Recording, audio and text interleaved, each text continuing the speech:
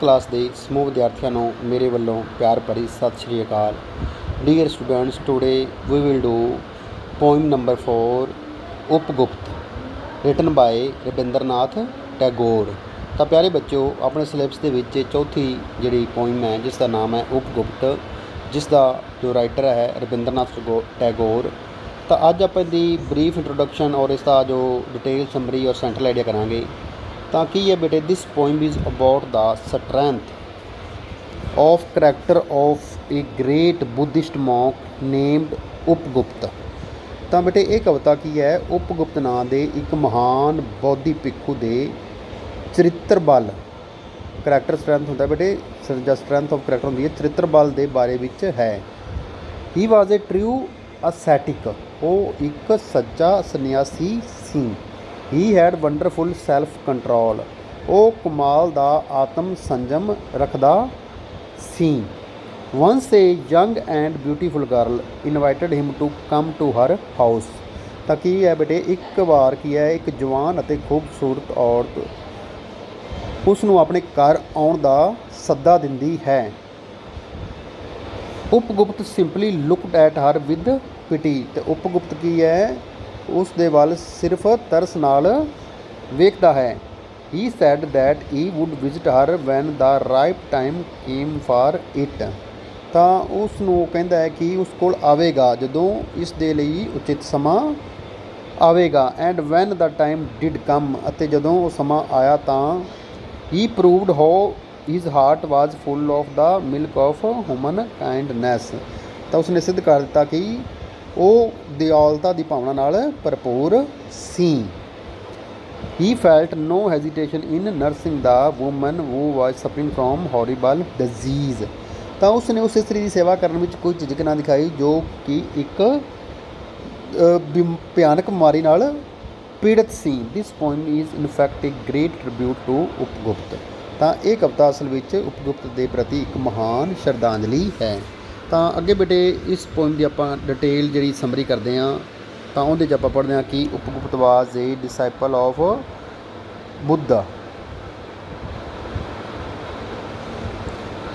ਕੀ ਹੈ ਬੇਟੇ ਕਿ ਉਪਗੁਪਤ ਜਿਹੜਾ ਹੈ ਬੇਟੇ, ਉਹ ਕੀ ਹੈ, ਬੁੱਧ ਦਾ ਇੱਕ ਜਿਹੜਾ ਚੇਲਾ ਸੀ। ਡਿਸਾਈਪਲ ਹੁੰਦਾ ਚੇਲਾ।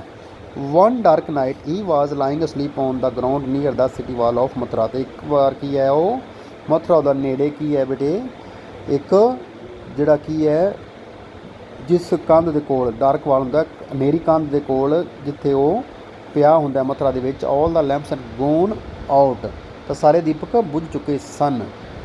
ਆਲ ਦਾ ਡੋਰਸ ਵਾਰ ਸ਼ਟ, ਸਾਰੇ ਦਰਵਾਜ਼ੇ ਬੰਦ ਸਨ।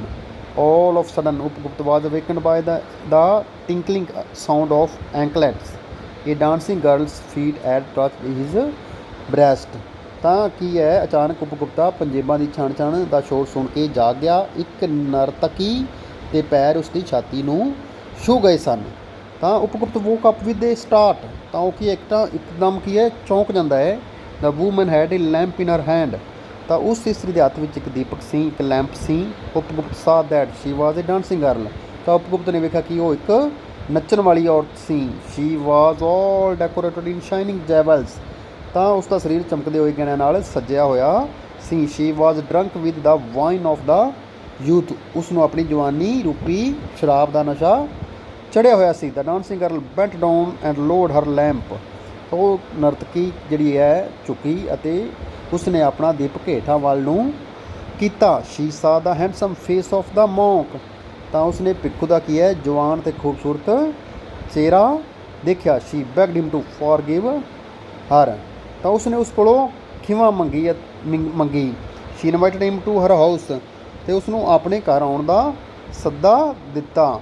At this the ascetic replied, oh woman go on your way, I shall visit your house when the time is ripe for it. ਤਾਂ ਉਹ ਕਹਿੰਦਾ, ਸੰਨਿਆਸੀ ਨੂੰ ਉੱਤਰ ਦਿੰਦਾ ਹੈ, ਇਸਤਰੀ ਤੂੰ ਆਪਣੇ ਰਾਹ ਜਾ, ਮੈਂ ਤੇਰੇ ਘਰ ਆਵਾਂਗਾ ਜਦੋਂ ਇਸ ਦੇ ਲਈ ਉਚਿਤ ਸਮਾਂ ਆਵੇਗਾ।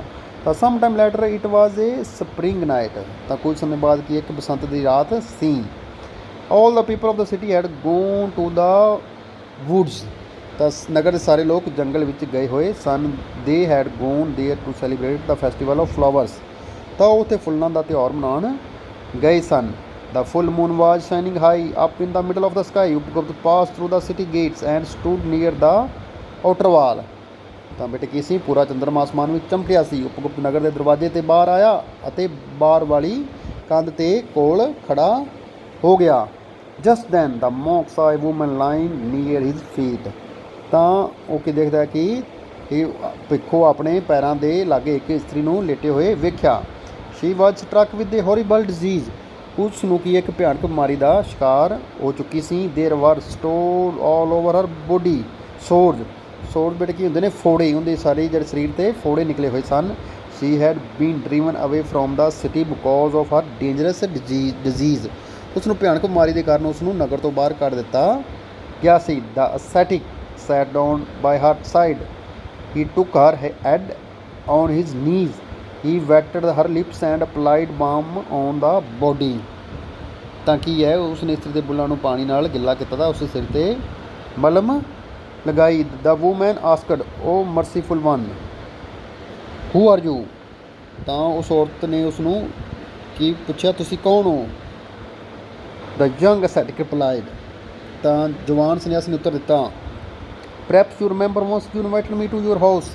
ਕਹਿੰਦਾ ਤੈਨੂੰ ਸ਼ਾਇਦ ਯਾਦ ਹੋਵੇਗਾ ਕਿ ਤੂੰ ਮੈਨੂੰ ਇੱਕ ਵਾਰ ਘਰ ਆਉਣ ਦਾ ਸੱਦਾ ਦਿੱਤਾ ਸੀ। I told you then that I would visit you when the ripe time came for it. Now at last the time has come to visit you and I am here।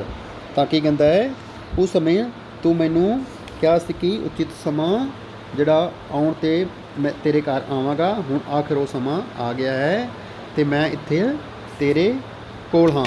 ਤਾਂ ਬੇਟੇ ਹੁਣ ਆਪਾਂ ਇਸ ਪੋਇਮ ਦਾ ਜਿਹੜਾ ਕੀ ਹੈ central idea ਕਰਦੇ ਹਾਂ। ਤਾਂ ਸੈਂਟਰਲ ਆਈਡੀਆ ਸਾਰੇ ਬੱਚਿਆਂ ਨੇ ਕਾਪੀਆਂ 'ਤੇ ਲਿਖਣਾ ਵੀ ਹੈ ਔਰ ਯਾਦ ਵੀ ਕਰਨਾ ਹੈ। ਤਾਂ ਕੀ ਹੈ ਬੇਟੇ, This poem brings out the strength of character of a great Buddhist monk named Upgupta। ਤਾਂ ਕੀ ਹੈ, ਇਹ ਕਵਿਤਾ ਉਪਗੁਪਤ ਨਾਂ ਦੇ ਇੱਕ ਮਹਾਨ ਬੌਧੀ ਭਿੱਖੂ ਦੇ ਚਰਿੱਤਰ ਦੀ ਸ਼ਕਤੀ ਨੂੰ ਸਪਸ਼ਟ ਕਰਦੀ ਹੈ।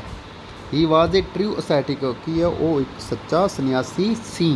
ਹੀ was forgiving by nature. ਉਹ ਸੁਭਾਅ ਤੋਂ ਜਿਹੜਾ ਕੀ ਹੈ ਮਾफ़ ਕਰਨ ਵਾਲਾ ਸੀ। He had wonderful self control. ਉਸ ਦੇ ਕੋਲ ਕੀ ਹੈ, ਕਮਾਲ ਦਾ ਜਿਹੜਾ ਕੀ ਸੀ ਆਤਮ ਸੰਜਮ ਸੀ ਜਾਂ ਆਤਮ ਸੰਜਮ ਰੱਖਦਾ ਸੀ। He was full of milk of human kindness. ਤਾਂ ਕੀ ਹੈ, ਉਹ ਮਾਨਵਤਾ ਦੇ ਪ੍ਰਤੀ ਪਿਆਰ ਨਾਲ ਭਰਪੂਰ ਸੀ। He felt no hesitation in nursing a woman who was suffering from a horrible disease. ਤਾਂ ਕੀ ਹੈ, ਉਸ ਨੂੰ ਉਸ ਇਸਤਰੀ ਦੀ ਸੇਵਾ ਕਰਨ ਵਿੱਚ ਕੋਈ ਝਿਜਕ ਨਹੀਂ ਹੋਈ ਜਿਹੜੀ ਕਿ ਇੱਕ ਭਿਆਨਕ ਰੋਗ ਨਾਲ ਪੀੜਤ ਸੀ। The poem is in fact a great tribute to Upagupta. ਤਾਂ ਕੀ ਹੈ, ਕਵਿਤਾ ਅਸਲ ਵਿੱਚ ਉਪਗੁਪਤ ਦੇ ਪ੍ਰਤੀ ਇੱਕ ਮਹਾਨ ਸ਼ਰਧਾਂਜਲੀ ਹੈ।